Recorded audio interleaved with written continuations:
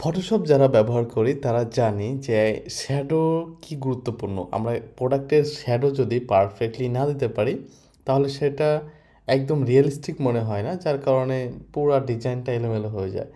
তো এই শ্যাডোর জন্য আমরা একটা প্লাগ ইন ব্যবহার করতে পারি, যে প্লাগ ইনটা ব্যবহার করলে আপনি শ্যাডোটা একদম পারফেক্টলি দিতে পারবেন না। আপনি কাস্টম শ্যাডো দিতে যদি হিমশিম খান, আমি বলবো আপনি এই শ্যাডোটা ব্যবহার করেন। চলুন একটু দেখে আসি কোন শ্যাডো সেটা।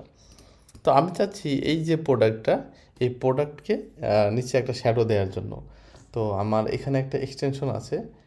তো আমি যদি এইখানে দেখি যে অনেকগুলো শ্যাডো আছে, তো আমি চাইলে এই শ্যাডোগুলো ব্যবহার করতে পারি। এখানে আমি জাস্ট কোনটা নিব সেটাতে যদি ক্লিক করি, অ্যান্ড এইটার এই যে যখন শ্যাডোটা চলে এসেছে, এটা কিন্তু আমি একদম আমার মতো করে এটা আমি ব্যবহার করতে পারবো, যে শ্যাডোটা কোন দিকে দিব, কি করব না করব সব কিছু এখানে ঠিকঠাক করা যায়। তো আমরা শ্যাডো সেটিংয়ের মধ্যে যদি যাই, তো দেখবো আমরা ডিস্টেন্সটা কত দূর রাখতে চাই। এটা এই যে ক্যানটা, এখান থেকে ডিস্টেন্সটা কেমন রাখতে চাই, অপাসিটিটা কত বেশি দিতে চাই, বা এই শ্যাডোটা আসলে কোন দিক থেকে হবে, আমরা লাইটের কোন দিকে এই শ্যাডোটা, মানে লাইট সোর্সিংটা কোথায় থেকে আসছে এবং শ্যাডোটা কোন পাশে পড়বে, এটা প্রোডাক্ট দেখে আপনার নির্বাচন করতে হবে।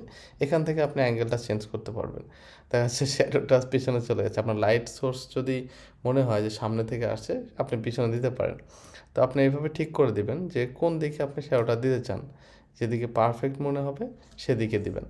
ওকে, আমি জাস্ট সিস্টেমগুলো একটু দেখাই। এবং শ্যাডোর কালারটা কী হবে, কালার তো এই একই থাকে।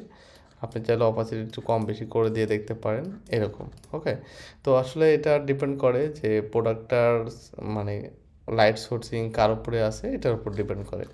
অ্যান্ড এই শ্যাডোর মধ্যে কিন্তু একরকম শ্যাডো নয়, এটা কাস্টম। এই যে শ্যাডোগুলো আছে, এই শ্যাডো মানে আপনি যেটা চান, আপনি যদি চান যে এই শ্যাডোটা দিতে চাচ্ছেন আপনি, আচ্ছা আপনি এই লেয়ারের উপরে একটা যেহেতু হয়ে গেছে, এটা হচ্ছে না, তো আমি ব্যাকে যাচ্ছি। ওকে, এবার আমি আরেকটা শ্যাডো দেখাই। ধরেন এটা দিতে চাচ্ছেন, ওকে, জাস্ট ক্রিয়েট করে দেবো। আমরা এই অ্যাঙ্গেল বা এই যে ডিস্টেন্স এগুলো পরে চেঞ্জ করবো, কারণ আমরা দেখে দেখে চেঞ্জ করতে পারবো।